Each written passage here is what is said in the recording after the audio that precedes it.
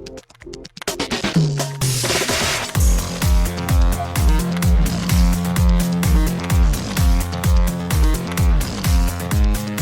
and welcome to Too Fast, Too Forever. There's all kinds of family. We chose this one. This is episode 222. Ooh, Too Fast, Too Forever, In the Name of the King, a Dungeon Siege tale from 2007. I'm Joey Lewandowski. I'm Joe too, and this episode's brought to you by King Brothers Dairy. King Brothers Dairy is a family-run dairy farm in the small town of Schuylerville, New York, situated a few miles northeast of Saratoga Springs in the beautiful Hudson River Valley. Shout out to King Brothers Dairy Farm. Well, shout out to King Brothers Dairy and welcome to Too Fast, Too Forever. Also, shout out to Justin Kleinman because after the break, we'll be talking about his patron pick for this year, In the Name of the King. Can you imagine? I mean, I guess this is for last year. It's 2021. What? Can you imagine paying us $10 a month and being like, I want them to watch this movie? I mean, I guess that's the reward you get, but, you know. It was a movie. Mm-hmm. It's definitely something that you can watch. And now you understand what I was saying last night when we recorded our bonus episode of, like, can you imagine a more diametrically opposed series of two movies between this and The Cook, The Thief, His Wife, and Her Lover, right? So Yeah. They're both films. You can watch them both in the same place. I did watch them both on my television. I did. Joe, extracurricular activities aside from recording our bonus episode, now available on patreon.com/toofast2forever or toofast2forever.com. What have you been up to in the last week? We went to go visit Rachel's parents this weekend. Got to spend some time with them. That was cool because we haven't seen them since Thanksgiving, I think. You were going to do New Year's, but then New Year's there was like COVID-y, and so we just, not them COVID-y, but like just COVID-y in general, so you just bailed on that. Exactly. Got tested. I was all clean. Went to go see them, so hung out with them this weekend, which is always a good time. Watch a ton of football. It is officially hockey season now. Congratulations. We won't dwell on it, but it was like such a good weekend for the family's teams. Like the Bucks won for Nick, and you know the Niners won for Wells, and for whoever else we have the Niners fans, and like Rachel's stepdad is a big. He grew up in upstate New York, so he's a big Bills fan. So the Bills smoked the Patriots. So yeah, pretty much down the line. There was a lot of blowouts. It was fun to watch, and the Pat McAfee show picked same game parlays for this weekend. Okay, where like they pick like player for stats. this past weekend or for this upcoming weekend? For this past weekend, and I wasn't here, so I asked my friend like, "Yo, put me on those." Right? There was one they had for the Bucks game. It was Bucks to win by 2.5, Gronk to score a touchdown, Mike Evans to score a touchdown, and then Scotty Miller to get 9 yards receiving. In the first quarter, Scotty Miller caught a pass. He went for about 8.5 yards, got a bad spot. It got spotted to 8. Okay. He never caught another pass the rest of the game. It was like a plus 1,000 parlay. It was so bad that FanDuel refunded everyone on Monday that had taken it because they were like, hey, look. Just because, in the spirit of the weekend, it was Super Wildcard weekend, we're going to give you guys this one back. 0.5 yards. Did FanDuel do anything about the end of the Cowboys game or no? I mean, now the Cowboys kind of messed up themselves, but there's also the, extracurricular activities there as well. No, they didn't do anything about that. It was specifically Scotty Miller getting one catch for 8.5 yards that got spotted for 8 instead of 9. Gotcha. Okay. That was like the only thing. But yeah, it's always cool when they do that. I have been through an experience with them like that before, that they are like, look, sorry guys, this one really sucked. So yeah, that's cool. Yep. Upstanding loan sharks, not loan sharks, but loan sharks, kind of. Yeah, exactly. Anything else of note or no? No, then just watching movies with you guys, and we watched Encanto with Rachel's parents this weekend. Had you seen it before, or is this the first time? First time to see it. I found it all right. I didn't think it was that great.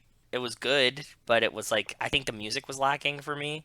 It didn't have you're the only person on the planet who thinks that. Yeah, because it's literally number one on Billboard. That's what Rachel was saying. I was like, hey, I don't think that there's a banger in this thing. She was like, yeah, tell that to iTunes, right? Well, the weird thing about the music with that one is that the song that they sent for the Oscars is not the number one. They sent one, and I think we don't talk about Bruno is the big. I don't it's one way or the other. The song that they chose to do the Academy, the short list of the Academy Award or whatever, is not the one that people care about. So it's an interesting kind of dynamic. But yeah, that is the number one album in the world right now. So yeah, I know. Just did not work for me. But other than that, yeah, that's it. How about you? What have you been up to? I did not go see any movies in theaters this week. I did win my $5 bet with Scream, which was exciting. I talked about last week because it made a ton of money at the box office. I did not see Scream yet, but I will see. I'll probably see it later this year because that horror movie podcast that I've been listening to and watching along, the Friday the 13th and Halloween movies, they're doing Scream now. So when I get to that later this year, I'll just watch it then, I think, probably. So I'll get to that then. I did watch the new Tragedy of Macbeth movie on Apple TV Plus, which is the Coen brothers. One of the Coen brothers, I think it was Joel Coen directed it, I want to say. Was it Joel or was it Ethan? It was Joel. Really good with Denzel as Macbeth and Frances McDormand as Lady Macbeth. That's very good. That's on Apple TV Plus right now. Anything else of movie note? I rewatched The Grand Budapest Hotel, which is great. Maybe my favorite Wes Anderson movie. Yeah, Wonderful movie. why did you rewatch it? Just for funsies? So my friend who I watched The X-Files with, my friend Real, every 3 or 4 years watches all of Wes Anderson's movies, like at like a seasonally appropriate time of year. And so he's doing it again this year. So me and Bob are watching along with him, remotely. Early in the year, winter months, we did Grand Budapest. So I don't remember what's up next, but it's only got like 8 or 9 movies, and so over the course of a year, it's not too bad. But yeah, we just did Grand Budapest for that, so it was it was great. Do you watch them all at once, or do you watch each one in its own themed time, like you said? So No, like, each in its own theme time. Hold on, let's see here. I can find out. so like in spring you would do like Moonrise Kingdom, or summer you do Moonrise Kingdom. So here's what he calls a year with Wes Anderson. So next will be Isle of Dogs when the sakuras bloom in Japan. That's in March. And then Darjeeling in late winter, spring, so like April-ish sometime. French Dispatch, the brand new one. I don't know what VE Day is in France, but he wants to watch it then, so I'm like, sure, whatever. Moonrise kicks off summer.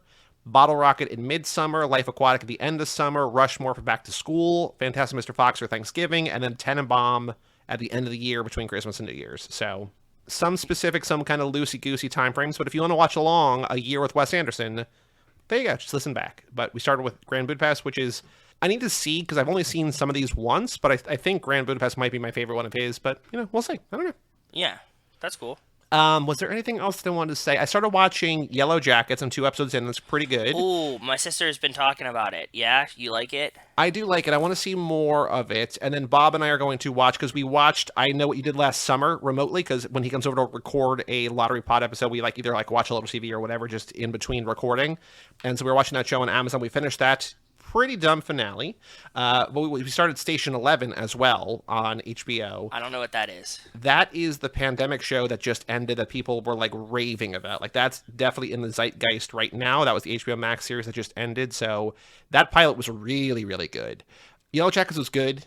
Yellow Jackets has a lot of buzz around it. What, Yellow Jackets or Station 11? Yellow Jackets. So Yellow Jackets is a high school soccer team. Shout out to Brian Late Night Slumber Party Rodriguez. Okay. And they're about to, and it's in New Jersey, which is very cool. And like there's like a reporter from the Star Ledger or whatever. He's like, oh, cool. All right. They are going to, I think, the state championship game or something, or maybe nationals or something. Like it's the eve of a big game, and they're flying to this place, and the plane crashes. And so it's sort of survival wilderness, but it's told in 2 timelines. So like that's in 1999, and there's also modern day where like some of the girls are grown up. So it's like, not seeing someone doesn't mean that they necessarily died or whatever, but it's kind of like the pilot ends, the first episode ends with the plane crash in the 1999 timeline.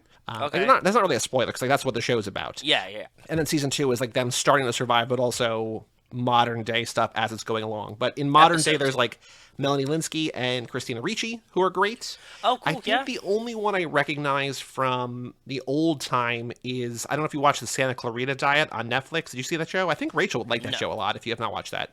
I think she liked it and watched it, but I don't think I watched it. I didn't watch it. Daughter in that, Timothy Olyphant and Drew Barrymore's daughter in that, is the goalie on the team in 1999. So like I recognize her, and like there's just like a bunch of other young actresses that I don't really know, but it's good. So that was getting a lot of buzz, because I think it's cool that, like, it was good to have, like, it's the women like the women centric story, but also like a good show. And like it was on show, like it got a lot of buzz given that it was on Showtime. Like I feel like nobody really talks about Showtime, and then like this was just like, oh, you were the only one on Showtime for a while. Stars is my thing, please. Sorry. Yes, Showtime. Like people care about, like Dexter was on Showtime, but like I don't know. Yes, like, people cared about Showtime this last year, but yeah, I started Yellow Jackets and Station 11. Just been hanging around with the kittens and chilling. They're awesome. They look super cute. By the way, I have a serious bone to pick with you. You do not post enough pictures of them. I know. Well, liking. it's the thing. It's like I don't want to like just trend. Like, Be a cat dad. I get it, but just send them to me. If you look through my Instagram feed, it was like just like movies and stuff and Sam for like years because I'm just like I don't like go anywhere like when I like do things like I don't like put myself in pictures usually. Like I take pictures of the thing, so just Same, like concerts, Sam, art, Sam, movies, Sam, and now it's just kittens or whatever. So I will send you pictures. I got lots of good. Here, hold on. I'll send you 2 good ones right now. Did I tell you Haley got a puppy and it's fucking super cute? Haley Gerbies? Yeah. No, I don't think so. Yeah, she sent me pictures of it the other day. It's just like this really, really, really cute puppy that she got. Oh, look at that leg. I know. And then where's the other one? Hold on. There's another one I want to show you that I love. I love the sexy leg pose when they like pose and stretch one leg out. Oh, she is so cute. And where's the other one? Oh, recents. Here we go. Hold on. Hey. They don't talk that much. So for me to catch him, like Sam used to talk a lot, but for me to catch him mid shout was rare. So yeah. What do they sound like? Do they squeak or do they? Oh, they got like what? He's got a baby voice and she's got an even babier voice. So okay. So she sometimes like she like sings as she like walks around. I'm just like, are you hurt? She's like, no, I'm just like hanging out. So yeah, because like I don't know what they've only been here for like a week, so like I don't know what the sounds they make when they're scared or hurt or just like chilling. So like I'm still like feeling that out. It just they haven't like it's been fine. Like they haven't gotten scared or hurt yet. They've been very calm. But I still like every sound because they sound like they're high pitched squeals. I'm like, are you okay? And they're like, yeah, we're good. Yeah, because it sounds like maybe you stepped on someone or something. Yeah, yes, I get it. I did sort of step on her already, and he did like run into me full speed. So like it's just part of the cats, right? Like it's just like, oh, I didn't know you were lying under that blanket, or like, yep. I'm walking fast and you're gonna tear through. It's just like I feel bad, but like they just bounce off, right? So yeah. Milo and Pierre, their like favorite game is like, can we cut you off as you're like walking?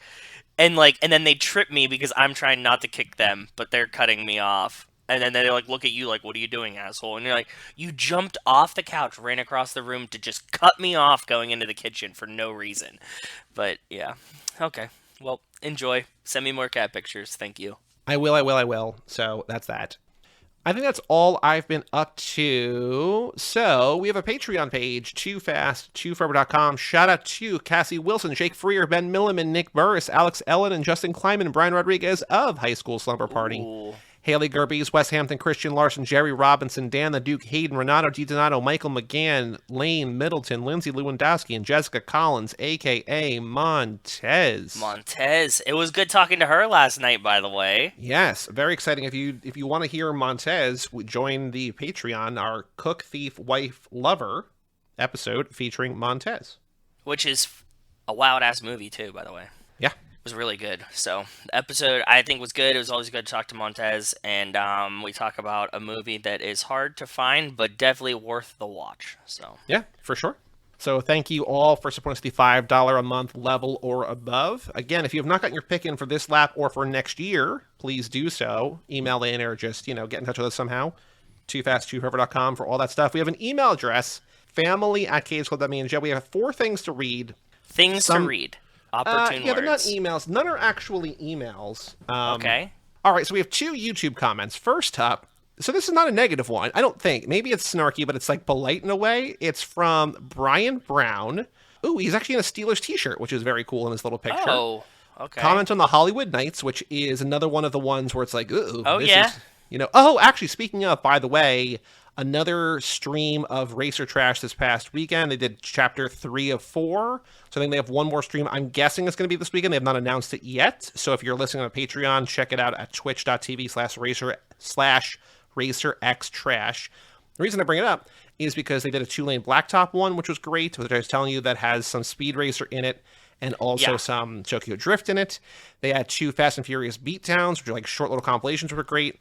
They also did a Speed Vapor version 2. So like when they turned 1 year old, because they started with Speed Vapor, which is on their Vimeo. But then they did a second version when they did like a 1-year anniversary stream or whatever. And so they showed that too. And that's also really good. So, I mean, they care about Speed Racer and that whole world and everything. That's like where the name came from and everything. So, yeah, very, very cool. So there's one more of those sometime. So, if you're on the Patreon feed, hopefully you can catch it if you want to catch it. If not, it's available again on Twitch or some Vimeo places or Internet Archive or whatever, some of their stuff, right? So, Yeah. But again, better with other people, better than chat, whatever. Anyway, Hollywood Nights, like Two Lane Blacktop, like some of those other movies, trouble spot for the olds on YouTube, right? Yes, it is. Brian just says, it's a shame we cannot watch it here on YouTube.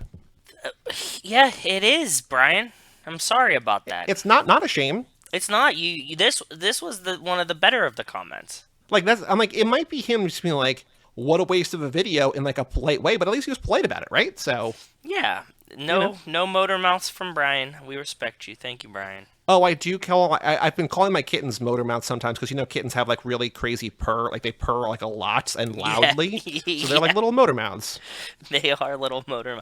I don't know if the purr does the purr come from the throat. Probably. It feels like it comes from the throat or the chest, so it's up through the trachea, I guess. Yeah. Motor trachea. But then we have a real YouTube comment from Gamer Sly Ratchet, who's commented before on our Spy Racers episodes, and he commented on the Homecoming one we did with Nico and Kevo a couple episodes ago. Oh, cool. Okay. And they say, I never really thought about how ableist, this is the point that Kevo made, how ableist the whole deal with Matsuo and Dan was until you pointed it out, and it's a great point. Mm-hmm. It doesn't help that they don't really explain why Matsuo's arm makes him evil, or why the show kept calling Dan a cyborg when she's really an android. Very different terminology. I agree. That was the point that I brought up as soon as we finished the episode with Rachel. Like, that was something I was not thinking about. And how wonderful it is to talk to Nico and Kevo, because they bring perspectives that, like, just blow right by me a lot of the time. So yeah, and I think what was cool and what we talked about on that episode too is that like they're very in that mindset and looking for I don't want to say social justice warriors in like a bad way, but like they're conscious about that kind of stuff in all things. Yes, and it took them 6 seasons to get to that point too, right? So like it's subtle, but it's also still troubling. So I absolutely agree. And they were just like, oh, because we were talking about this in X-Men or whatever. It's a really good point. I agree. It's just like something I had never thought about until then. So thank you, Gamer Sly Ratchet, for echoing that sentiment, bringing that back up. Worth talking about, worth remembering, and worth factoring into future installments. Agreed. I have something similar-ish to that, which we will get to in a minute. Not that, but similar, where I'm just like, oh boy, but it's also Justin 3. Yeah. We'll talk about that later. Yeah. So here's like a minor update. It's not a big update, but we put on Patreon. This is what I don't think you... we did talk to you about this. I don't think you... You haven't told me the resolution of it. Yes, go ahead. It's inconclusive. Like, that's basically obviously. what it is. So I put up a poll on Patreon for our patrons because, like, what kind of episodes do you like most? Because, there's basically 3 different kinds of things. There's episodes just you and me. There's episodes with guests we found out a bunch, like Brian or Mike or whoever. Yep. And then there's episodes with brand new people that are, generally speaking, the new installments, like the Fast and Furious, like the core 10 movies for those things. And I was like, which of these do you like the most? And we got some really good, helpful feedback. And Justin commented, and this is something that we're actually going to start implementing. I did a little bit after the fact on the last episode with Mariah, but I'm going to start in earnest on the next episode, just like giving a little bit of a heads up. And we'll talk about it next week too, that the interview questions, like the either ors, we're going to like largely skip those or really cut down on them. Because makes sense. I felt it in the moment. Like, there's sometimes, it depends on how they're answering, and sometimes it's fun or not, but just people are like, I don't know. And, like, I feel like the character quiz kind of does that, but better, right?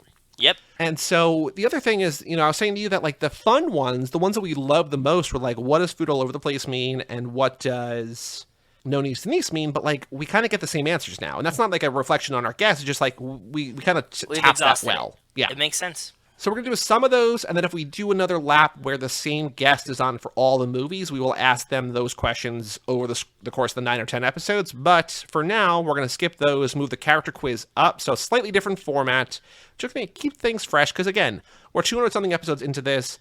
If you're still listening, we want to, like, there's comfort in the predictability of this, but also it should be fun and new and fresh. So thank you, Justin, for commenting. And if you have thoughts about, constructive, don't be an asshole, but if you have constructive criticism, email, and if you're like, hey, I love this, but I think it could be better, email us. We'll listen to it. Yeah. This, unlike the suggestions for our film club, this box will get listened to. Yeah. Sure, sounds great. Never gonna do it. There's just a joke that, like, we, like, take suggestions for film club, but we never actually we've never really said that suggestions are welcome. People just suggest. Oh, that's right.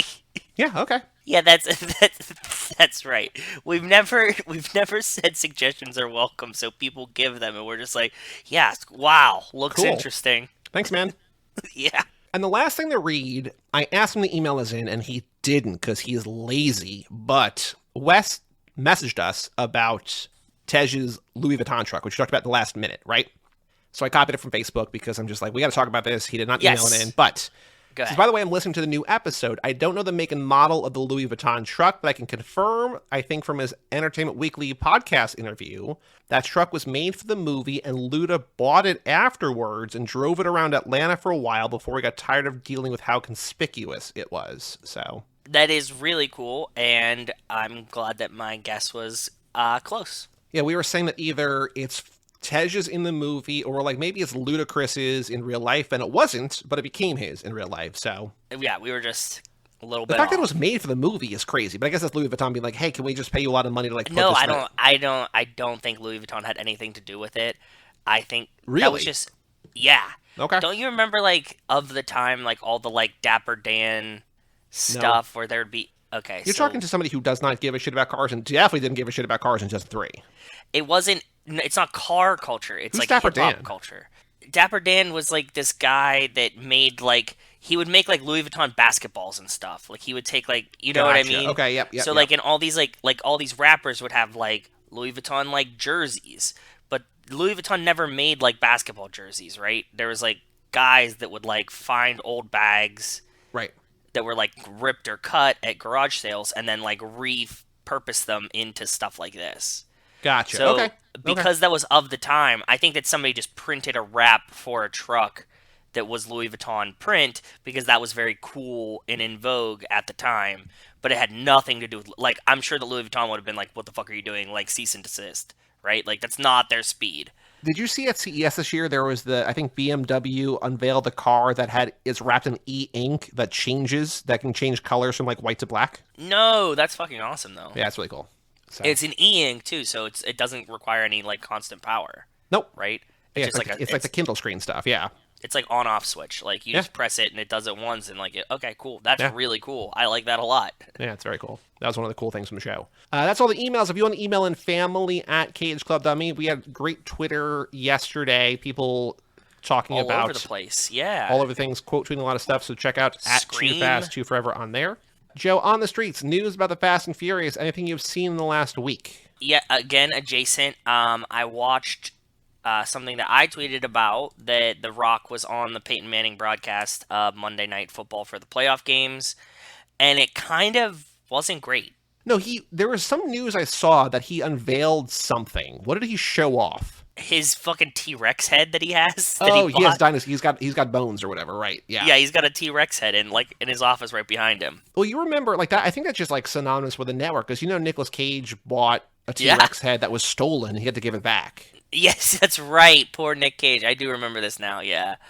But apparently, like, well, the rumors are that The Rock bought the one that was like for sale a couple years ago or last year. That was like the like largest intact T Rex ever found, and it like went up to private auction and sold for a ton of money. And they're like, well, The Rock said this is the largest intact T Rex head in existence. So did he spend 38 million to buy that T Rex? And it's like maybe we don't know. Maybe. It was at a part of the game where there was like a lot of stoppages. I don't think Peyton Manning and Eli Manning are the best at doing a show like this, right? Like they're two guys No, that like it's the format that works, right? Like it's not them. It's like the more insightful expert thing, right? yes. So they're like still trying to get their feet under them. You know, like this is something that you and I talk about that like you have to be aware of when to Zack speak Attack was when bad, so this could live. exactly. Like but you need to know the like tone and like when to interject and when to be quiet and like they're still working that stuff out. And what happened was is The Rock was like letting them drive, but he shouldn't have at all. He should have just taken over.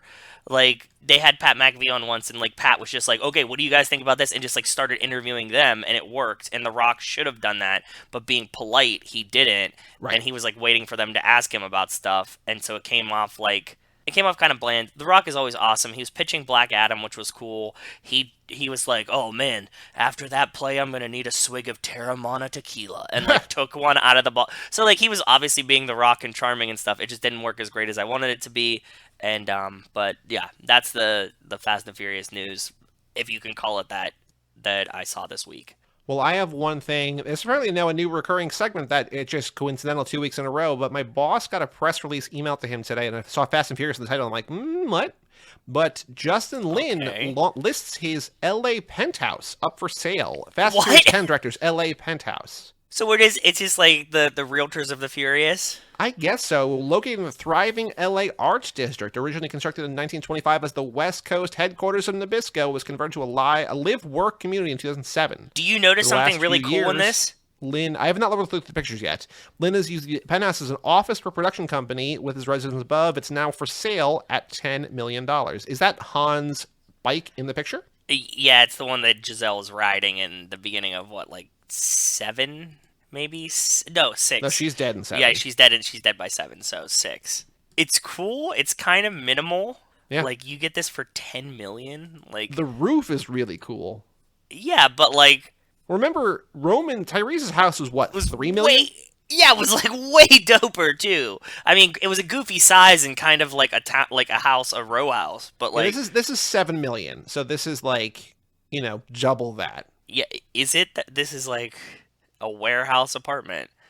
I bet you could buy this in like downtown Johnstown for like $3,500. Where's Johnstown? Just middle Pencil, like sure. a rundown old warehouse building in any industrial dead city in America. Like, I mean, it's just location, right? So yeah, that's what this is. It's 3 levels. It's floors 7 through 9, wide open volume with open stairs working their way to the top level. 4,300 square feet of interior space, an additional 3,600 square feet of outdoor space that has a half basketball court and even a hot tub.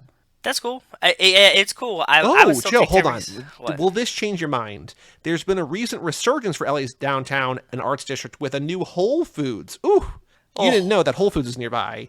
New indie restaurants just launched 3 breweries, art galleries, boutiques, and a revitalized Grand Central Market. So just like town shit, right? Like just like places, like things to do, right? So yeah, if there was a Whole Food in Johnstown, same thing. And Johnny Depp owns several condos in the area, so is that really a selling point?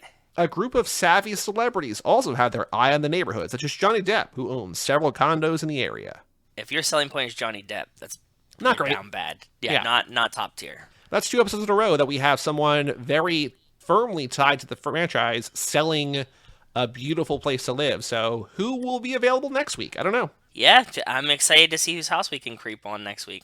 There's also a thing from Who Weekly that they love talking about, which they did not cover yet, but they retweeted it, and I retweeted it as Us. But they, like Us Weekly does the 25 things you don't know about me. Have you seen these? No. They'll have like a celebrity be like, get to know me a little bit better. Like, here's 25 things you don't know about me. Is it all just like, I like pizza? So Jordana Brewster did one. So here's her things. Let's see if we know them or not, okay? Okay.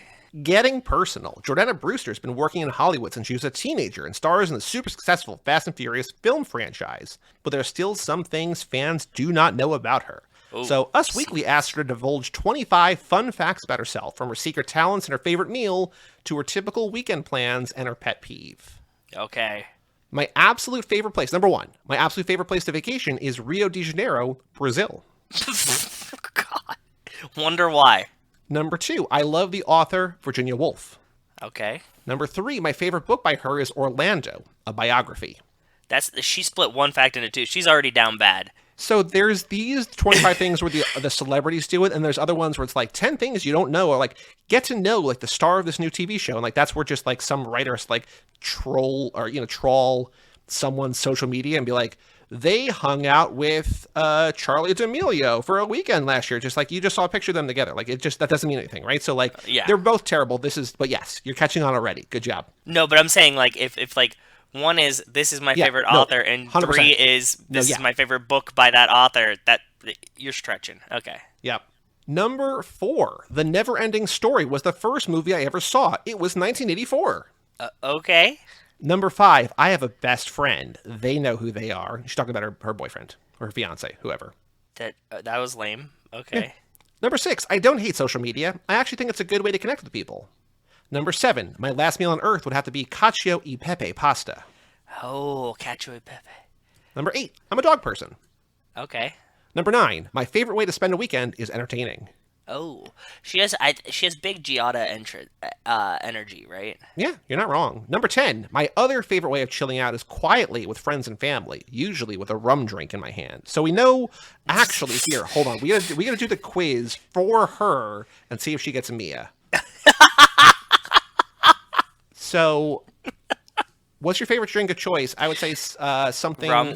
Belgian. It would be something fruity, or would it be? I think something fruity. Something fruity. Favorite way is chilling out with guys. Time to kill, hanging with friends, right? So hanging with friends, right there. Quietly though, Joey. Number 11, I get annoyed by nosy people. Okay. Number 12, my most used emoji is definitely the poop one. Okay. Number 13, I sometimes worry about not fulfilling my potential, even though I already feel like I'm living my dream job. That's scary. That Jordana Brewster thinks she's not living up to her potential. Number 14, I can blow really big bubblegum bubbles. Oh, okay. Number 15, my first acting job was in the soap opera All My Children in 1995. I was 15. That had to be like right before Fast and the Furious, though, right? 6 years before, yep. Mm-hmm. No, 6 years. She was 21 in Fast and the Furious? I guess so. I mean, she was playing like 18, right? She was about to go to college. I just thought that she actually was like 17, 19 in that movie. Like. Number 16, my total weakness is a Zacapa rum lava roasted Manhattan. It's rum, spiced cacao vermouth, mezcal, bitters, and marshmallow. The icing on the cake is eating the marshmallow at the end of the drink. So yeah, for sure, something fruity. Something fruity, something sweet. Number 17, I'm currently obsessed with the show Succession. I mean, who isn't, Jordana? Who among us? Number 18, I'm also obsessed with the other two, which I told you she was on an episode of as herself. So. Oh, okay, yes. Number 19, I'd love to visit Guatemala. Number 20, I actually like driving. Okay. Number 21, I can cook, mainly breakfast. 22, Salt and Peppa was the first concert I ever saw. Okay. 23, I know most people love Instagram, but I hate it. She just said she loves social media above. Not Instagram, apparently. Number 24, I like looking at the Daily Mail app. Okay. And 25, I can't live without my two boys, Rowan and Julian. So I like being a mom, was to cap this off. Yeah. Here's three things that you didn't know. How fast do you think she is based on those? Prius or Lambo? Because she's Prius maybe? Prius maybe, yeah. How furious? Doesn't seem very furious. Charlie Brown? Yeah, she's mad at nosy people, remember? So that's it. You got a barbecue. How are you helping? She's probably babysitting, right? Yeah, because she's a mom of two beautiful boys. Describe your wedding. I don't know. But it's just on her families. She seems like really big into family. You just won the lottery. What are you buying? Child at home, you think? Maybe. Yeah, maybe. She's Mia. Yeah, of course. Yeah, so Jordana Brewster officially is Mia. Confirmed. Yeah, Joey didn't skimp those answers either. He just was like, we were just going by gut and feels, and well, I think she explicitly answered 2 or 3 of them, and then I think based on the tone and just whatever, she's family oriented and a little fast, a little furious. Yeah, that's it. Makes sense. Joe, is Dwayne Johnson an F10? Answer still no. Yeah, it's and based on him talking in the Manning broadcast and not mentioning Fast and the Furious at all, he's just fully just pitching Black Adam and his tequila and his T-Rex. I don't think the Fast and the Furious is on the brain. Answer still no. But the final thing to do before we take a break and talk about In the Name of the King is the Fast and the Furious minute for Too Fast, Too Furious, minute 45, a minute I called Confrontations.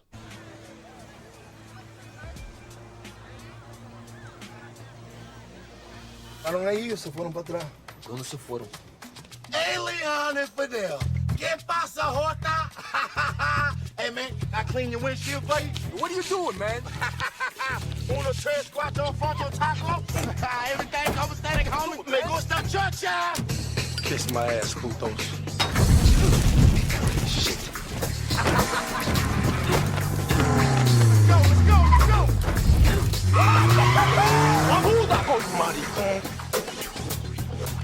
Don't blow our cover before we even get started. Hey, Bilkis, could you tell me what went wrong? That's what I want to know. Show me your hands. Come on, keep them up. What's this about, man? Hey, wait, what's going on? Hold this. You think you can shoot at me? I'm a goddamn federal agent! What are you talking about? Get your damn hands up! Man, get him away from me, dude! Just because you wear a mask don't mean you can come in and mess shit up for us. So in this minute, Roman approaches Enrique and Roberto in their car. After spraying down their windshield and insulting them, he lights their windshield on fire and escapes with Brian. We move to the temporary safe house at East Coast Fisheries, where Brian, Roman, Markham, and Bilkins all look for answers and get into a fight over what happened. Also, Agent Dunn is there. Markham draws a gun on Roman, then tosses it to Dunn to scrap with Roman. Brian and Bilkins step in to separate the two as the minute ends. Yes. So I mentioned there, Markham throwing the gun to Dunn seems a little bit reckless. I know he's angry, but just like, hey man, like, holster it or put it down. Like, don't like toss, like, here you go, hold this. It's like, what? But I think it was more of a, like, keep this so I don't do anything crazy. Yeah, probably. But you're right, let's not toss guns around, just in general. The one thing I sort of alluded to earlier, because there's some Spanish, and like I'm learning it on Duolingo, I can read it better than I can hear it, for sure. Yeah. I don't know what most of these things they're saying, but there was the one where he says, que pasa, a word I'm not going to say, because I Googled it. I'm like, what does that mean? And it's the F word. It's the Fatburger word. So yeah. Not only is that in the first movie, but also in the second movie. And like, it's less obvious. In Spanish. Yes, it's in Spanish, but it's also still like very, like they don't mask it at all, right? It's just like, what's up? F words. It's like, okay. Yeah. Not cool. Not great. Something that I didn't catch as a non-Spanish speaker. So, just totally glazed over me. I think if your bigotry ran deep, you might be excited that now it's 2 for 2 in the movies. Yeah. That you get a slur. Slurs. Mm-hmm. You're like, oh, I really like these movies. I knew I did. Yeah. There's slurs for everyone. I do like Roman Spanglish, though, of uno, tres, cuatro, fortro, taco. So 1, 3, 4, fake word taco, right? So just like, yes. I don't know what I'm saying. Like, I'm being silly, but it's also like, you know what you're talking about, right? So I do like that he calls one of them Elian, because like this was prime Elian Gonzalez is still in the lexicon. Yes. So he calls him Elian and Fidel, and so if people don't know, Elian Gonzalez was this like 7-year-old boy maybe who this took story a raft. Was wild. Yeah. He took a raft from Cuba to America with his family, and like I think maybe his family but did died. He? It was like a conspiracy. Like he was Balloon Boy before Balloon Boy. He was original. He was original Balloon Boy, was Raft but Boy on a raft. Yeah. Is that racist? I mean, no, we're just saying like exactly what happened. It has nothing to do with his race that he was on a raft. And then Fidel is Fidel Castro, so they're both Cuban, famous Cubans, I guess? Question mark. And then what, didn't like Castro, was Castro still alive? Who was the guy in Cuba who like demanded Elian Gonzalez come back, and then all the white women in America wanted him to stay here? And yeah, no, he served as leader of Cuba from 59 to 08, so he was definitely in charge of Cuba when this happened. Yeah. And he was like hiding in a closet, didn't they like storm a house and they found him like hiding in a closet or whatever? Like yeah, like at his aunt's house. Okay, yeah. That's what I'm just trying to remember this story because I remember it was wild. It was all over the news. Super captivating and went on forever. But this is, guys, before pandemics and terrorism, this is the kind of shit that would be on the news for years and years. This is the year 2000. So we just celebrated the 20th anniversary a couple years ago. That's what Vox posted about in 20 years later. But Joe, we head to a new location here. We get to the East Coast Fisheries. What did you notice? Anything of note? Like this is kind of a barren locale, but what did you pick up on in this minute? You're right. East Coast Fisheries is a barren locale, but I did find where it was, and the East Coast Fisheries Safe House was not made for the movie. It had existed there. Okay. It's not like a set, like they didn't make that happen. So that's pretty cool, I think, that they probably just walked in and it looked just like that. You know what I mean? Like maybe threw those chairs in there. There's nothing there, but that's what they did. Right. Also, sadly, this has gone away, and now that's like a developed waterfront park that has condominiums next to it, and I mean, obviously, land next to water in Miami, right? How long did it have? Right. So now it's something much, much cooler. Noticed a car in the background, but I was mainly focused on thinking about Elian Gonzalez and the story of Elian as we went through this time. But I do have the thing that I think that this is probably where the building was on Google Maps. I have a shot of where I think it is. Like Things 40 have changed. Southwest North River. Yeah, that looks like that for sure looks like the trees definitely grew like the yeah. But I would Yes, say, you see what I'm looks like it. saying? Yeah. Like, I think that, like, that part of that wall is probably where the East Coast Fisheries was painted on it, based on the address that's given, and, like, obviously shit has changed a lot. There's, like, even a new bridge, like, right where it is and stuff, but I think that that's probably the side of the wall that building was, so... Anything else of note, or you want to do a trivia question? No, I would like to do a trivia question. So I had an idea, and then I was like, this is actually a better idea, because my original question was going to be, what nicknames does Roman use for Enrique and Roberto, Elian and Fidel, like we talked about? But I think that's too easy. Okay. I think in reverse, what's harder is what are the real names of the characters he calls Elian and Fidel? Do they say it, like, at any, like... Let's find out.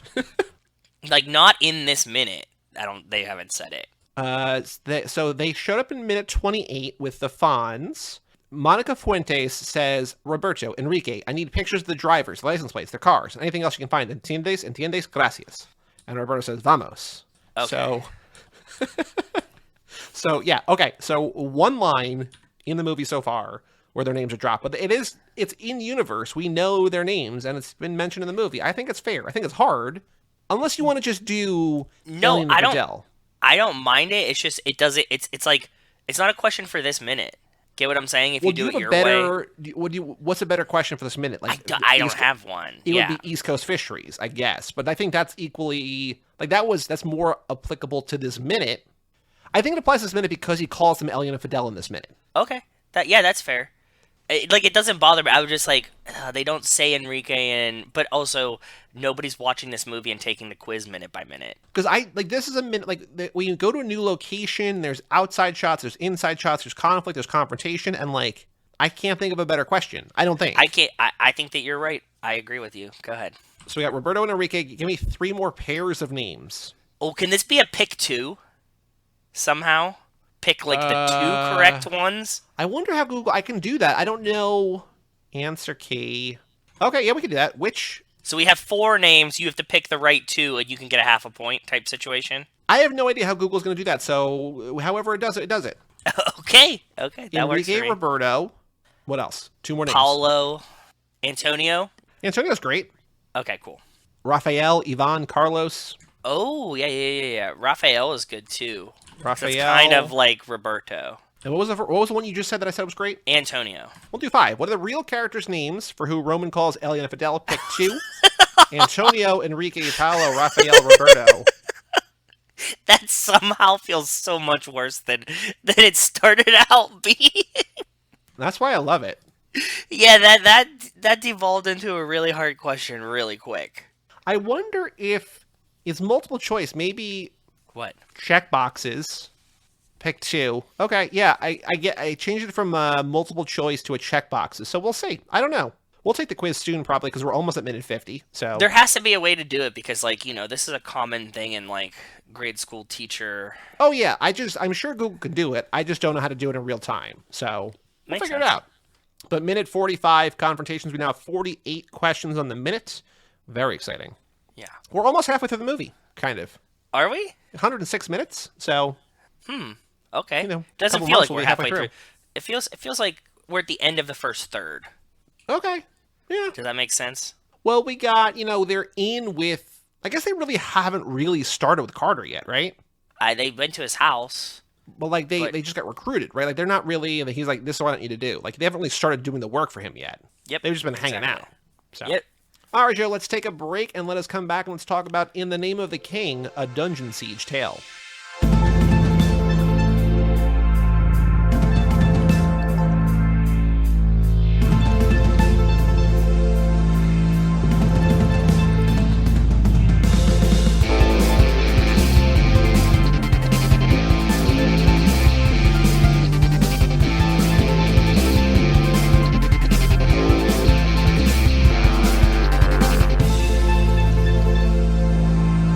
Welcome back to Too Fast, Too Forever. This is episode number 222. The King... What is it called? The King... In the Name of the King, a Dungeon Siege Tale. In the Name of the King, a Dungeon Siege Tale. This episode is brought to you by King's I'm going to leave Brothers that in, by the way, because the name is dumb, but please go on.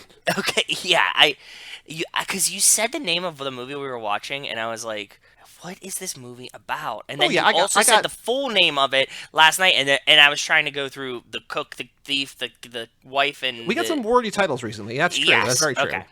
This episode is brought to you by King's Brothers Dairy. Their grandparents were in the creamery business in the 1960s, and their father always took care of the cows and ran the dairy farm. So now he was in charge. King's Brothers Dairy. Well, shout out to King's Brothers Dairy. Welcome back to Too Fast, Too Forever. So this is, once again, Justin Kleinman's patron pick. I don't know if he genuinely likes this, Justin. Please write in. Let us know. I sent him and you both a screenshot. Not a screenshot. Well, it's kind of a screenshot. A picture of my TV with my kitten watching Burt Reynolds as King in this movie. Because Burt Reynolds, in this movie, apparently the only movie he ever was in where he dies. Is that true? So he apparently extensively rewrote and reworked the scene where he died. Because he's like, I've never died on screen before. I want this to be important. And the screenwriter was like, no, like, do it how I wrote it. And he's like, no, I'm going to do it this way because I'm Burt Reynolds and fuck you. And so that's how it happened. Pretty awesome. So, guys, a little behind the scenes here. I, being the astute student that I am, watched the extended edition of this film. All 2 hours and 45 minutes of it. So here's a lot of, and I watched the theatrical. So, okay. Yes. To understand this movie, because I have some notes on the movie. I don't know how much there is to actually talk about the movie, because we'll talk about the movie when we get to the movie. But to understand the movie, do you know anything about either this movie or the background of this movie? Nothing. Or the director? Nothing. Please tell. Okay. So first off, the name. Go ahead. Please ask any questions. Is it, because it's called In the Name of the King, a Dungeon Siege tale, is this like some kind of version of Dungeons and Dragons that they tried to make a film about? No. There is a Tom Hanks movie called Mazes and Monsters, which is basically a Dungeons & Dragons movie. This is based on a video game series called Dungeon Siege. Okay. That feels a little bit more real. Okay, that works. Go ahead. One of the funnier background things is that they had to completely rewrite the script because they wrote it the first time. They're like, oh, this is we basically just wrote Lord of the Rings. we can't make Lord of the Rings again. So okay, it took more than a year to write the script because they had to rewrite 80% of it because the story was too similar to Lord of the Rings. So not only is it just fantasy and everything kind of pays inspiration and homage to Lord of the Rings and a handful of really classic, but just we can't do the same story. We got to do something different. So as I'm watching this movie, I look at Rachel and I go, "This feels like." Do you know the meme that's when your mom says, "No, we have that at home"? No.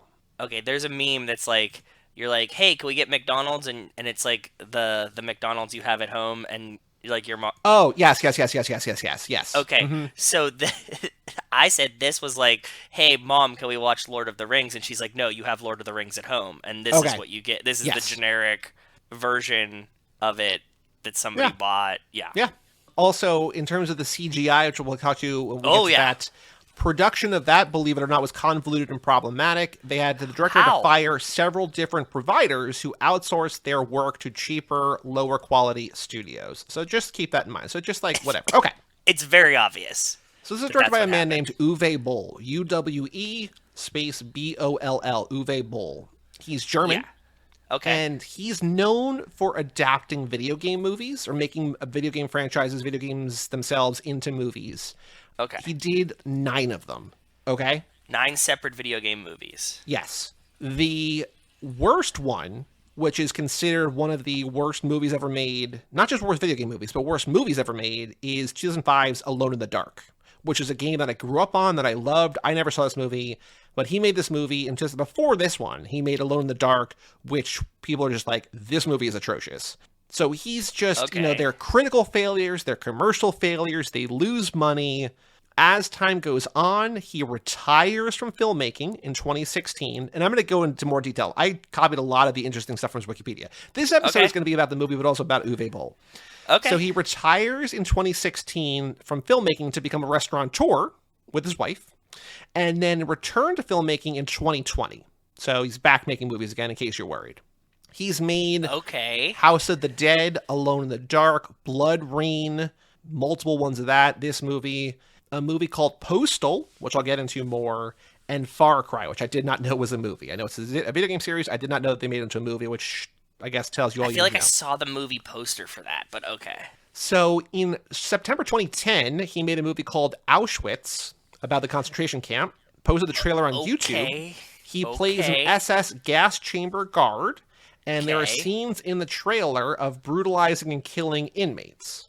And he said that Schindler's List, quote, no longer had the ability to reach young people, and it was his duty as a German to make the film as a way of confronting the past. He's like, you know that movie Spielberg made that won a lot of awards people love? It's like a really tough thing about a tough subject. Kids don't care about that shit. We wanted to see people. They want to see people killing each other. Like we need to make this movie again. Wolfenstein the movie. Yeah. Mm-hmm. So House of the Dead, budget of $12 million, made less than $6 million.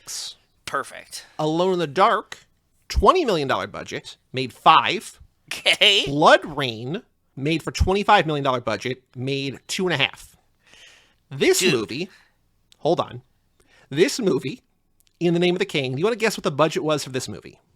I feel like they somehow gave him more money than those ones. It has to be like $45 million? You are still too low. Keep going up. $60 million. $60 million, and it made $10 million.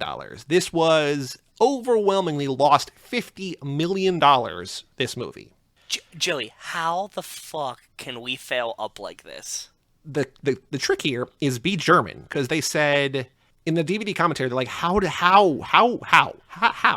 And he says, quote, maybe you know it, but it's not so easy to finance movies in total. The reason I'm able to do it is the kind of movies I have a tax shelter fund in Germany. And if you invest in a movie in Germany, you basically get 50% back from the government. So they're so like eager for art. They're like, here's $30 million back. Thank you for making a movie. If you're a German that makes a movie, that's it. Yeah, I guess so. Fuck. Or maybe film in Germany. I don't know. Like, there's all sorts of like tax credits. Like, that's why a lot of things film in Atlanta and California Pittsburgh. and whatever, right? So yeah. So when this movie opened in theaters, it made $3 million its opening weekend. Did not even crack the top 10 for the weekend it opened. So okay. He also said after this flopped that it would be his first and last movie with a large budget. So I guess, I don't know, $25 million seems like a large enough budget, but maybe that's not big enough.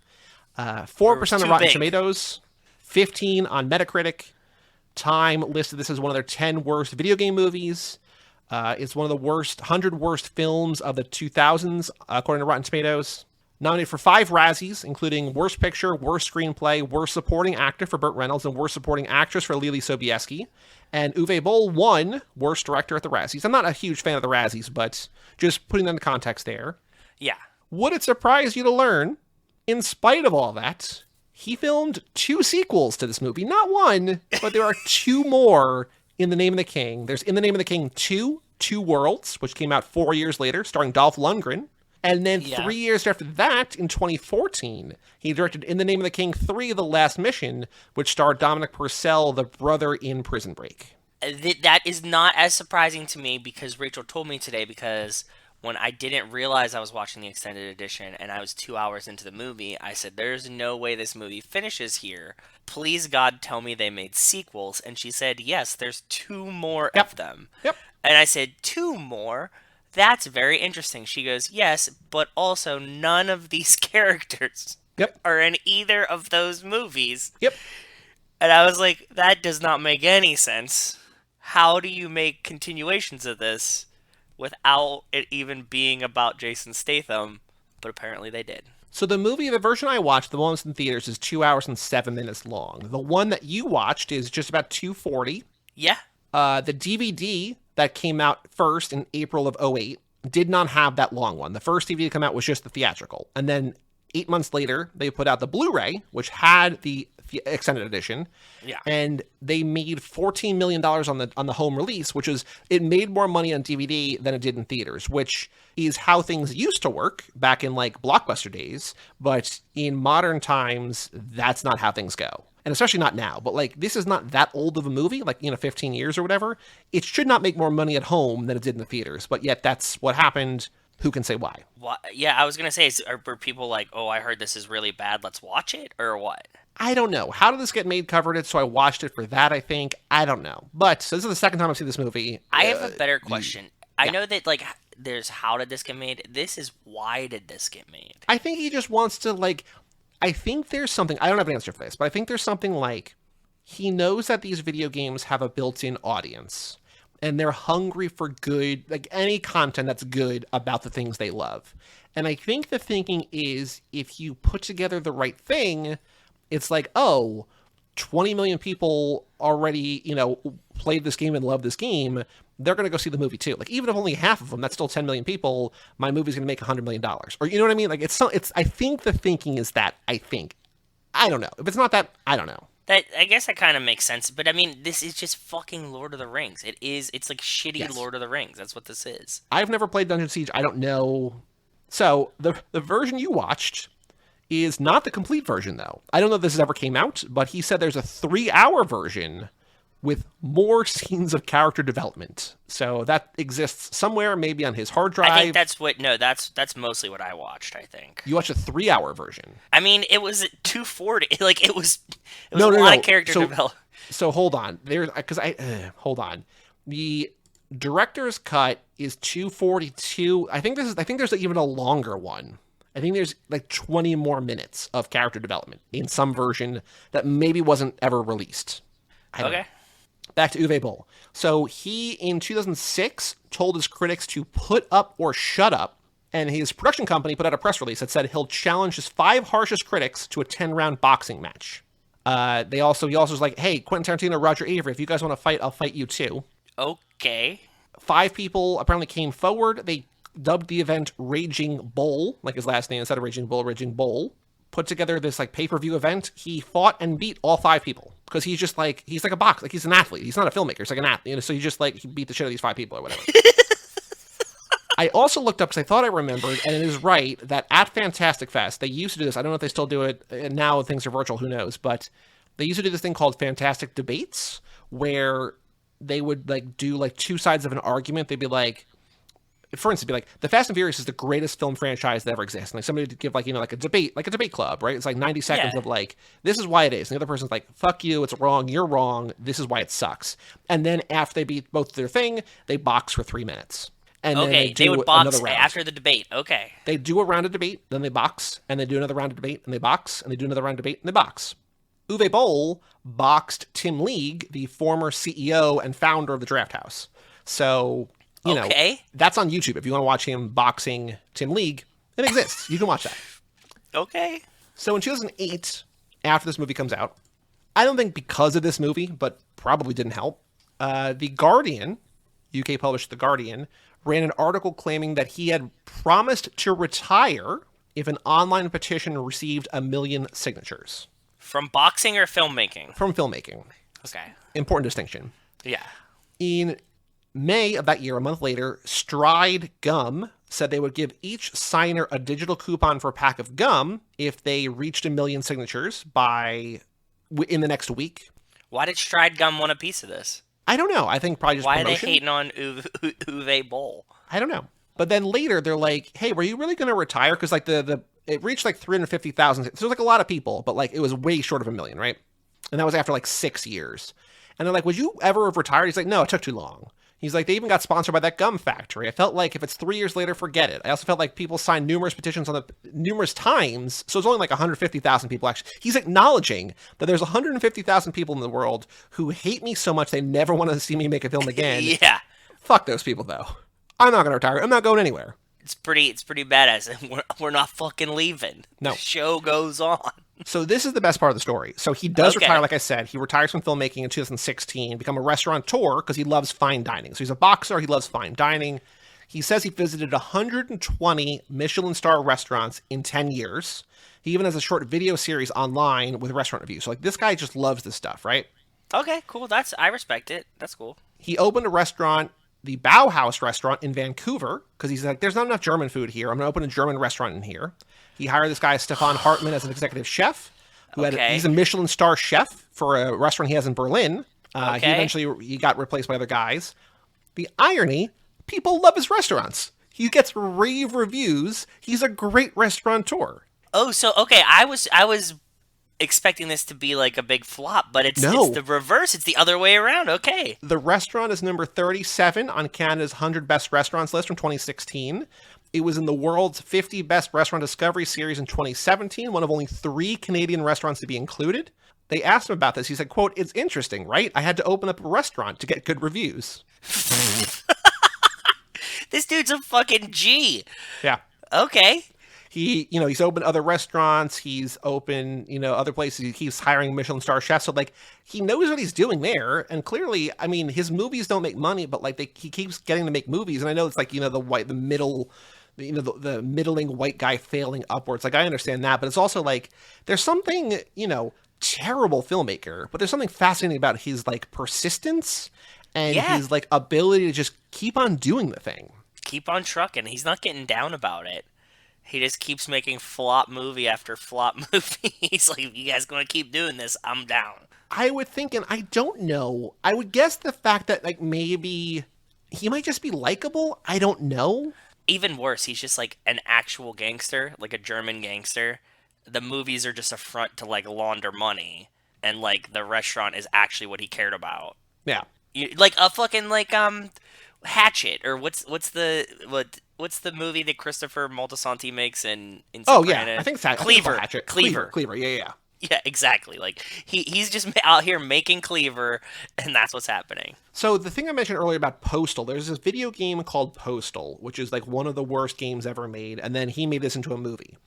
And so there's this series of books called Boss Fight books, which I heard about because the guy who made Spelunky wrote about Spelunky. So Derek Yu created Spelunky, and he wrote a book about it, basically about like how he did it, whatever. And it's awesome. Like, it's so cool.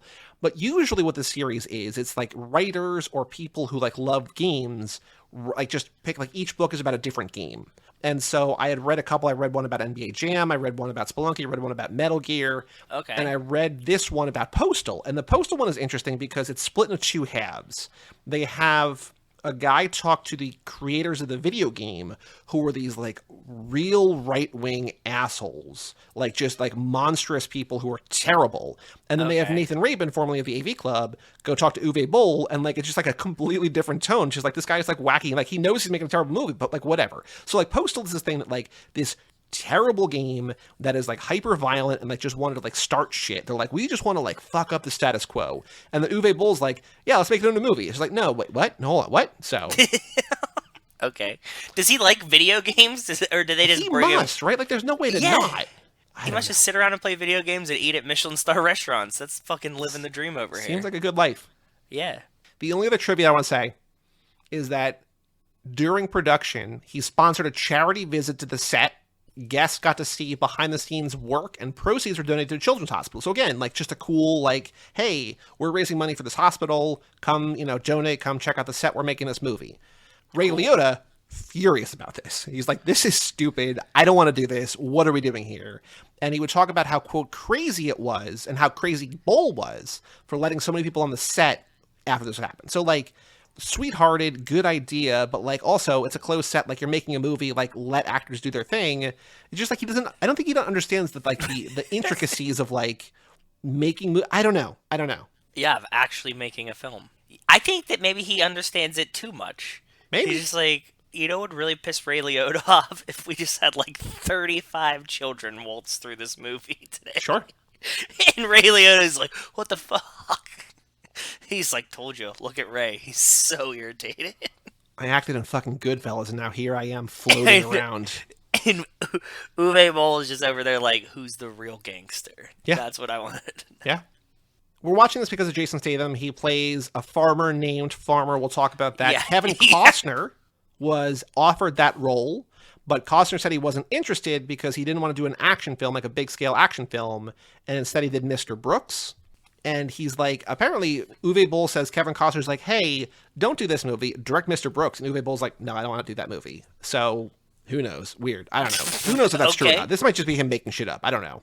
It will be badass if he just starts making rumors like this. Okay, Would be go great. Ahead. Yeah, right? The last role to get cast is Claire Forlani, who plays Solana, which is Statham's wife. Also, Solana is like a very big player in the blockchain space. So, like, every time they say Solana a lot because she gets kidnapped in this movie, I'm just like, all I can think about is just like work, and I'm like, I don't want to hear about this.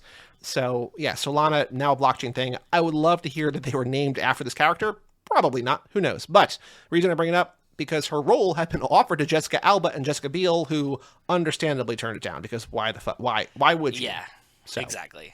Anyway, that's a lot of things. I wanted to put the proper context for like who made this movie, because the movie itself is just like, it's better than I thought, because I'm like, this is one of the worst movies I've ever seen. It's not good.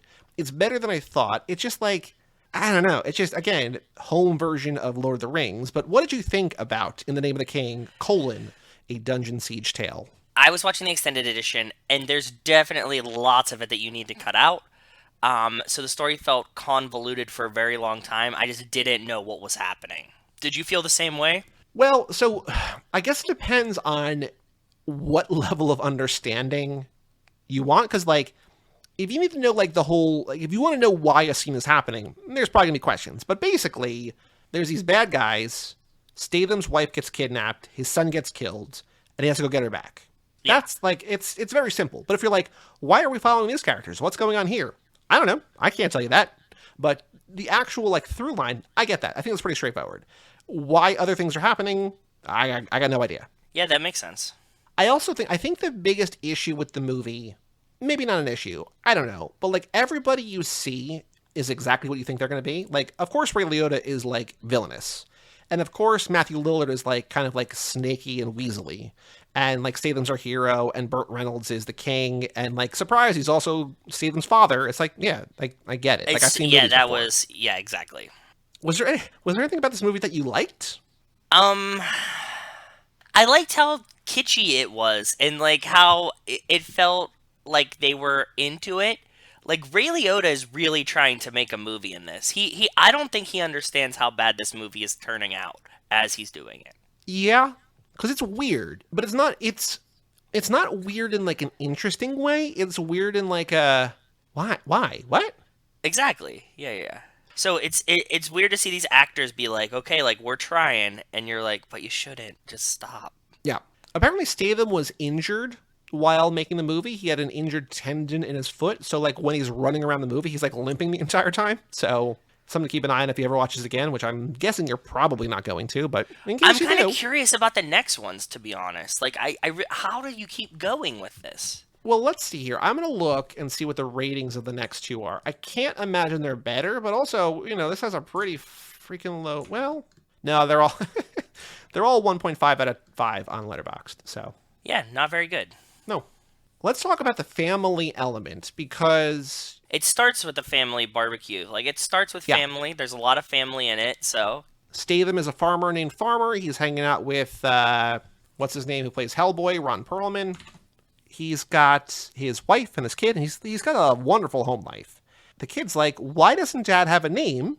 And the mom is like, your father believes that people become what they do. So he's just like, he doesn't have a name.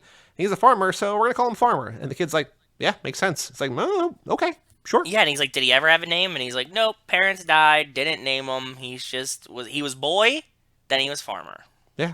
He's like, did he have a dad? And they're like, well, the whole town adopted him. He has no birth family. The full town's just like, yeah, we got him. There's no other name. They all took care of him. They passed him around. They raised him. He's a good man.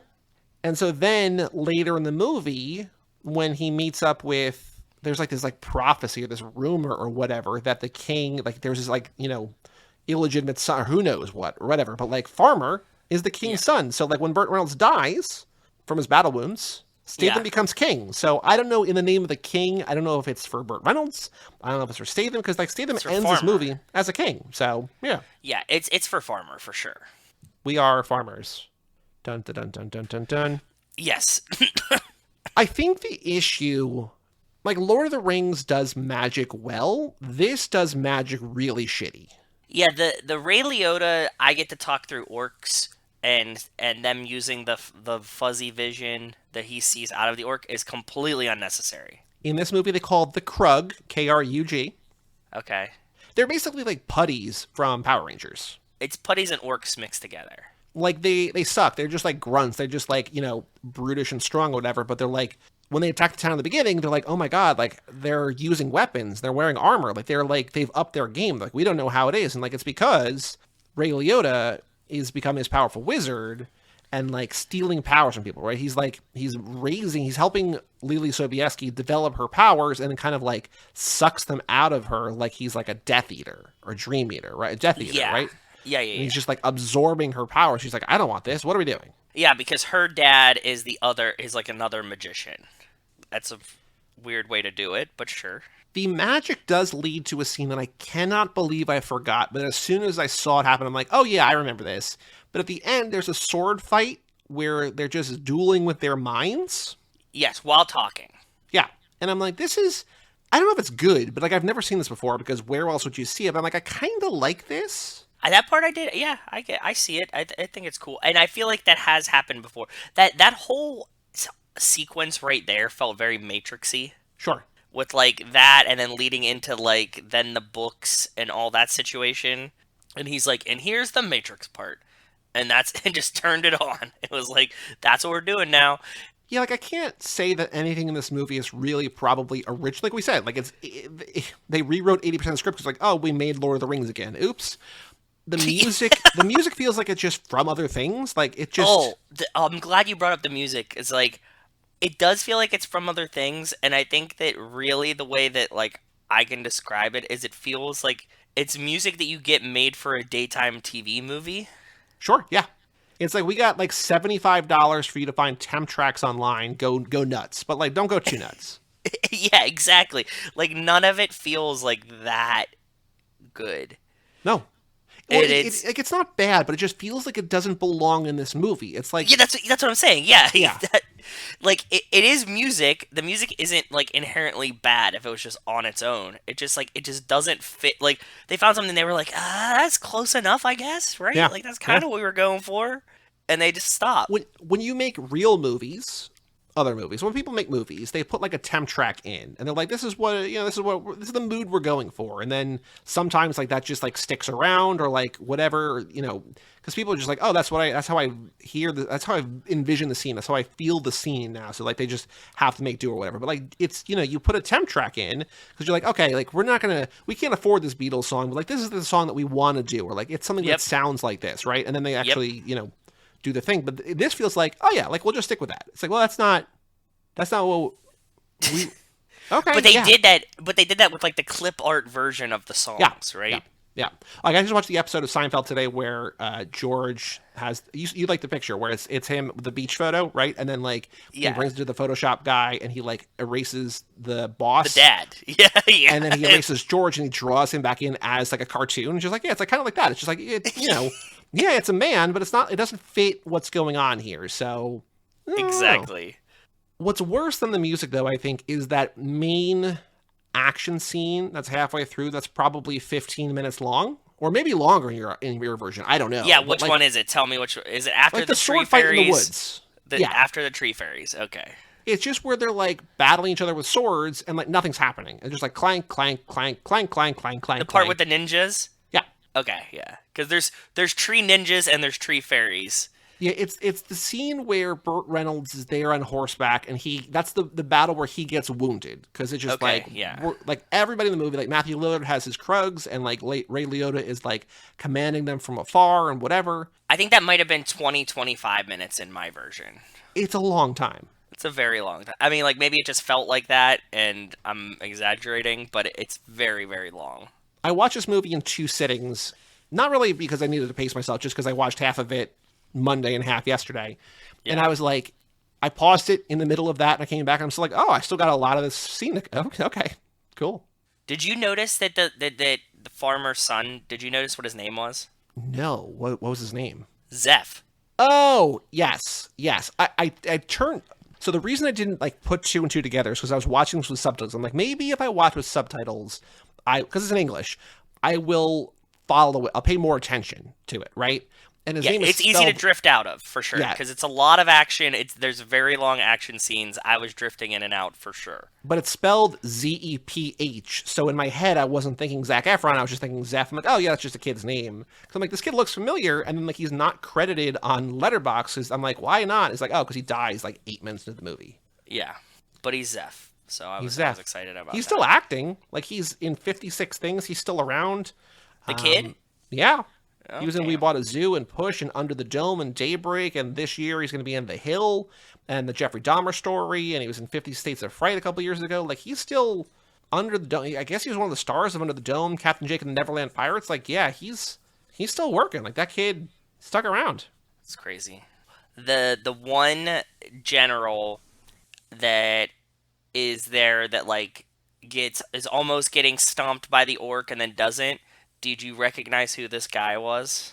I don't know. Who was it? It's Brad Bramish from Brick. Oh, wait, what did I just saw somebody else from Brick. I looked somebody else up recently, and they're like, oh, best known for Brick. And I was like, what? Yeah, but seeing Brad Bramish from Brick in this was really, really awesome. Brad Bramish, Brian White. Oh, yeah. Yes. He's the guy who has, like, the long sword fight, the one-on-one sword fight at the end that, like, isn't mind swords. It's just regular swords, but it's also kind of boring. Yeah, exactly. Yeah. I can't believe this movie starts out with Statham with a boomerang, by the way. That's something we don't see often, boomerangs in movies, and I think it needs to be used more often. Yeah, I like it. I like him in, like, I like things about this. Like, I like him and Ron Perlman together. Like, I think they kind of, like, it's a weird combo, but I think it kind of works. Yeah, because it's, like, kind of like, I like Ron Perlman's character, too. He's, like, an old guy that, like, always kind of wanted to be a knight, but couldn't. Type situation, so like it's his last hurrah and like last chance to like die in battle. That's pretty cool. Yeah, like instead of like, you know, I'm 2 days away from retirement and he gets killed against his will, it's like, no, I want to have like, I want one more great battle, right? So like it's a cool similar sort of thing. My other real note that I took is at the end of the movie, we talked about the last line in Cook, Thief, Wife, Lover, where it's like kind of a cool thing Helen Mirren says that the movie ends. This one, do you remember how this movie ends? No.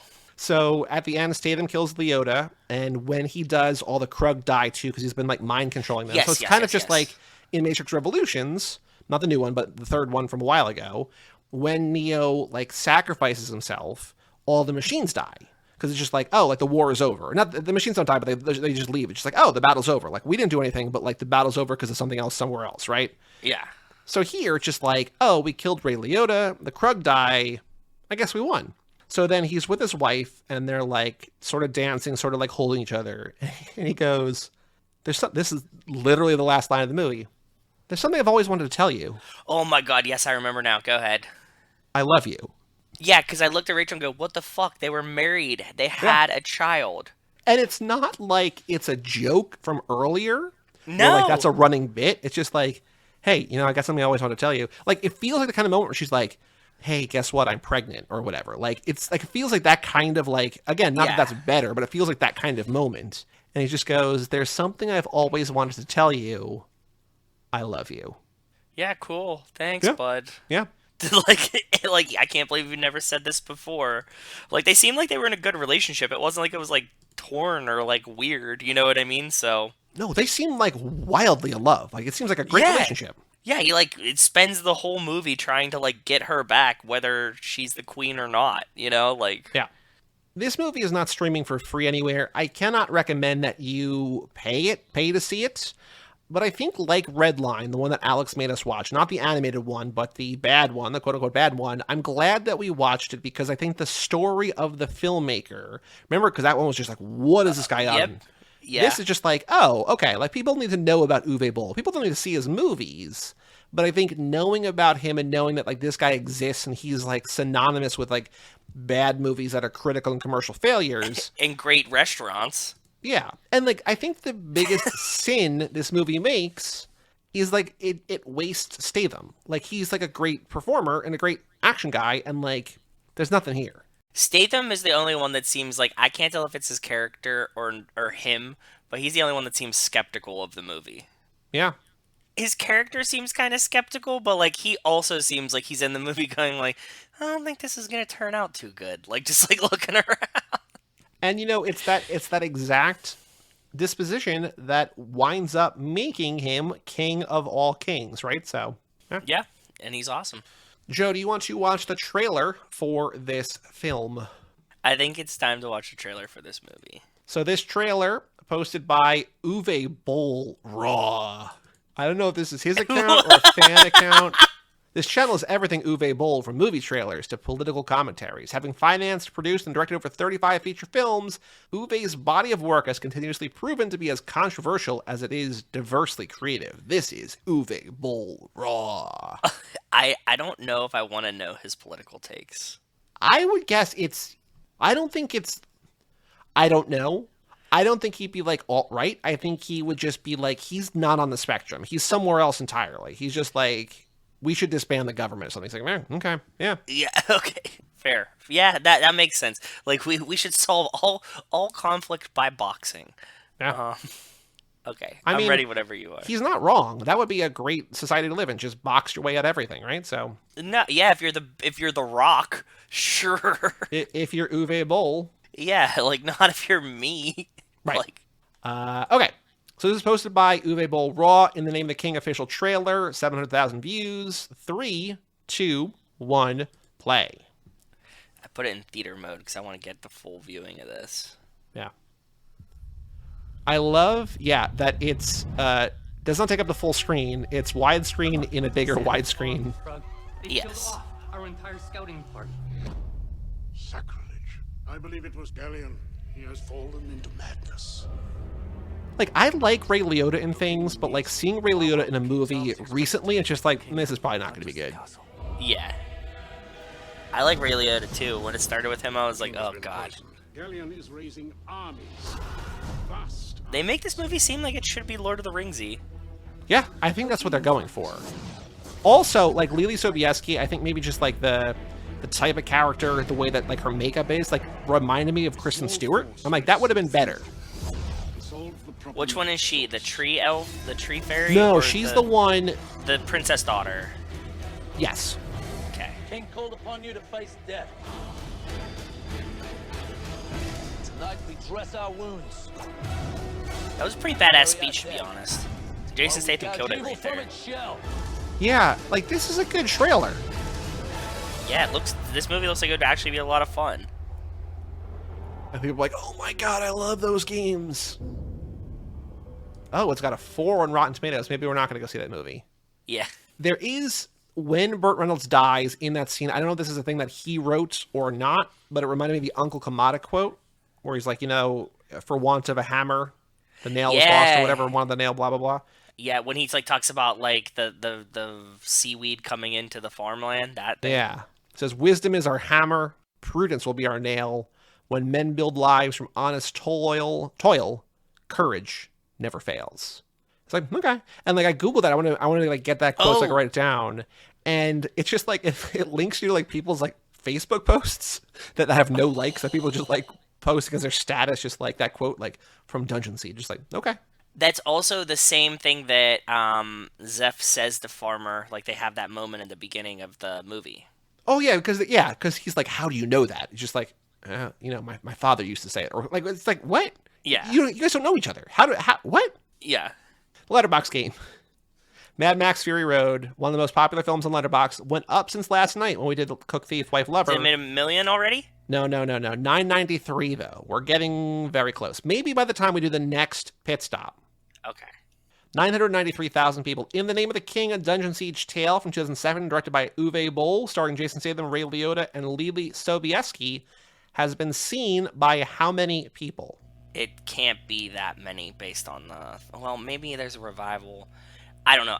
I gotta go low, like 10,000. I'll start there. You're very, very, very close. It is 11,118. 11,118.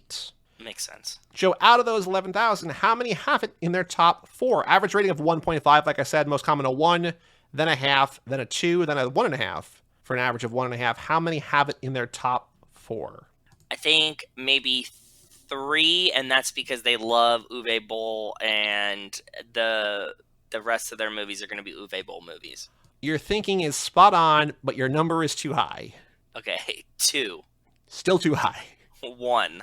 Uwe Boll Fanboy 04. Okay. Bio is Uwe Boll's biggest fan since 2004. I love him, and his movies are Far Cry, Rampage, House of the Dead, and In the Name of the King. I'm like, we can't play these. Yep. You don't know these movies exist. Exactly. So I found 2 people who gave this 5 stars. Okay. So I want you to pick a number, 1 or 2. Actually, let me see if these are... That's doable. What? I don't remember this other guy. Yeah, we're gonna do the first one because the second guy, Shane from Queensland, Australia, doesn't have it in his top 4, but he has Mad Max and Inception in his top 4, which is just like, oh, 2 of the biggest movies of all time. Got it. Okay. Okay. But we're gonna go to Petatron, PETA space TRON, Petatron at Petatron on Letterboxd. Fuck me, this movie is so bad it's amazing. What if the usual trash I watched had a budget and a cast that should be able to act better, but somehow can't? Fuck. It's just fantastic. Statham as a boomerang for some reason.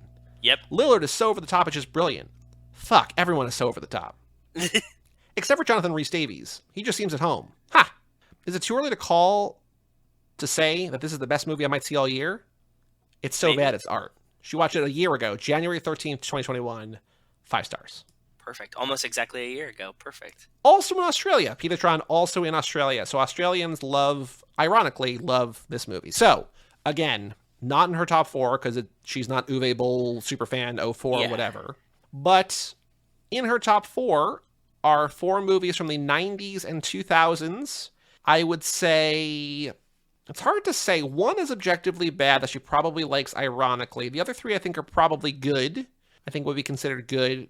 2, maybe 3 of them are horror, and 1 is an action thriller. Her number 1 is very in the news right now. Very in the news right now.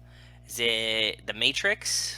No, but Scream. Scream is number 1. Yes. Okay, that makes favorite movie sense. is Scream. Yep. Number 4, though, her number 4 movie is very close to your other guess for a specific reason. It's very close to The Matrix. Yep. Is it another Wachowski's movies? Is it like Speed Racer? Nope. Similar for a different reason. Similar, but so does it have Keanu in it? It sure does. Is it John Wick? No, that's too new. This is older than that. Keanu movie, Bill and Ted? Nope. Newer than that. Action movie. Action or horror are her top 4. This is an action film, though. Speed? Speed, number 4. Speed. Okay, so cool. you said Speed Racer, so you should have just stopped after one word. Ha. It's got 2 more movies. They're both horror. They're both actually from the 2000s. One from 2008 and one from 2001. One of them, they're both, I guess, technically in franchises. One is the 10th in a franchise and like maybe the worst in that franchise. And then the other one is kind of sort of the start of a franchise that's not really a franchise. Halloween H2O? No, the other one. Halloween Nope, Resurrection? the other one. The other one. The other thing. So Friday the 13th, 10? Yeah. You know what that's called? No, I don't. What is it? Jason X. Jason in X. Space. Yes. That's right. And that's the space one, right? Yeah, it's terrible. Okay. Yeah, okay. And then the other one from 2008 is kind of sort of the start of a at least trilogy, sort of, but again, not really. Noteworthy for specific technique it used, which I'm being vague and weird on purpose. Probably had one of the most, if this came out in the Twitter era, this would have, quote, like broke the internet. Like it had like the buzziest trailer and the buzziest like marketing of I think maybe any movie ever. Oh, that's weird. Blair Witch Project? No, but it's visually very similar. Visually similar to the Blair. Was it Cloverfield? Cloverfield, yeah. Damn, okay. I did pretty good today. Scream, Jason X, Cloverfield, and Speed from Petatron, who loves, ironically, In the Name of the King. Did I ever tell you my Cloverfield story? That I watched Cloverfield on a plane to Japan, and the movie's about a guy named Joe going to Japan, and then the world breaks down. Oh, well, that's troubling. It was just like such a weird coincidence. I was like, oh, I heard this movie's pretty good. I'll watch this one. And it was like, Joe, it's your final day here before you leave for Japan. And I was like, oh, that's cool. And then it's like, the world ends. It's like, fuck. Oops. Yeah, whoops, bad pick. Well, good pick to Justin. Thank you, Justin, for picking us for Thank supporting us on you. Patreon. Honestly. I hope that we did not trash all your favorite movie. I don't think you probably like this genuinely. I hope that No, we're I able think to. there was definitely some good in here, and there's definitely some fun in here. It's just like, I don't think anybody's like, wow, that is film. Yeah. Yeah. You're right. The juxtaposition between watching The Chef, The Wife, The Lover, whatever last night and this today was wide. Yeah, like I was saying last night on that episode, the Patreon bonus episode, that like I normally don't want to watch 2 movies before that I'm going to podcast about before I talk about one of them. But again, there's nothing I would confuse where it's like, what movie had the orcs in it? Like, I don't remember which movie I'm talking about. Because like there's almost like it could not be more different, right? Yeah, very, very different. So, Joe, next week we got Tokyo Drift, but after that we have a movie, another Statham movie. There's another patron pick. This is Jake Freer's patron pick in 2 weeks. A movie I saw in theaters that I need to see again because Winona is in it. So they covered it for Winona Forever already on the network. But we're gonna guess. What are you gonna say? You started saying. No, something. I have no idea. I'm saying, and you need to watch it again. Okay, what is it? It's a movie in which James Franco plays a character named Gator. It's a movie called Homefront. So Franco and Statham are in the same movie? Yep. And Winona? Yep. Wow. It's on Okay, Netflix I'm if you want to watch it. Yep. Cool. Frank Grillo also in it. New action star Frank Grillo. Kate Bosworth's in it. Clancy Brown's in it. So there's a lot of names. Came out in 2013. I saw this in theaters. I'm excited. I've never heard of it. And you know that's a lineup that I like, so I'm excited. Yeah, I was like, I think my part of my issue is like, I'm like, oh, the new Statham. Like, this is when I like sort of quote unquote discovered Statham. I'm like, this guy's awesome.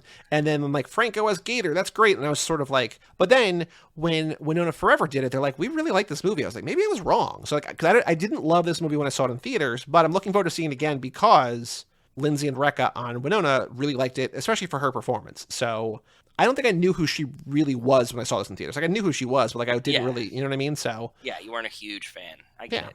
So Tokyo Drift and then Homefront, if you want to watch that along with us, it's on Netflix. But for all things Too Fast, Too Forever, you go to cageclub.me, facebook.com/TooFastTooForever, or at TooFastTooForever on Twitter and Instagram. Email us, family@cageclub.me. We got to have other things to read other than these YouTube comments, but you know, email us, please, and thank you. Check out our Patreon page at TooFastTooForever.com and our store at TooFastTooForever.shop, and come back next week for the Fast and the Furious Tokyo Drift, wherein Jason Statham maybe kills Han, even though he's not in that movie and Han doesn't actually die. But, you know, it's what happened for a couple of years at least, right? So yeah, it's part of the story. I'm Joey Lewandowski. I'm Joe too. And we'll tell you all about it when we see you